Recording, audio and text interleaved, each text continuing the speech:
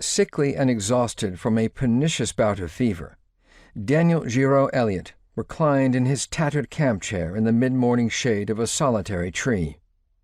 His khaki-colored safari suit was damp with sweat.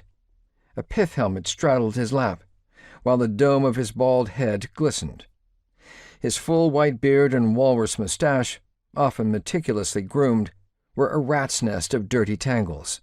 Curator of zoology at Chicago's Field Columbian Museum, Elliot was leading a collecting expedition to the Horn of Africa in the spring and summer of 1896. His aim was the continent's living fauna, especially its showiest mammals. Having roughly equal cause for satisfaction and concern on the expedition thus far, the bone-weary curator shut his eyes tight and tried to doze. He'd endured a late night plagued with the pain of fever and the anxieties of leading a safari, and all he wanted now was peace and quiet.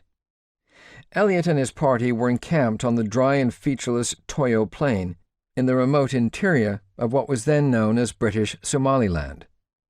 The bulk of his caravan had been left behind at a previous campsite. Lack of water and fresh grass in this parched part of the country made it impractical to travel with all the expedition's animals, men, and material.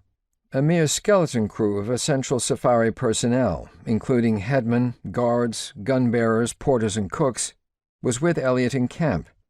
While the curator rested, his men attended to myriad duties in their usual fashion, singing and talking noisily among themselves. One of Elliot's assistants, Edward Dodson, a young English taxidermist and explorer, had left camp on horseback at 3 o'clock that morning on a critical errand. Elliot had sent him to investigate a report that some of the expedition's specimens, stored in brine-filled barrels buried at the other campsite, had been swept away in a disastrous flash flood. The curator was deeply troubled by the probable loss of these valuable and hard-won specimens. Most, if not all, were not yet represented in the museum's collections. Moreover, many of the species were rare and getting rarer.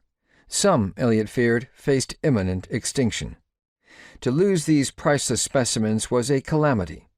"The news has disheartened us very much," he lamented in his journal.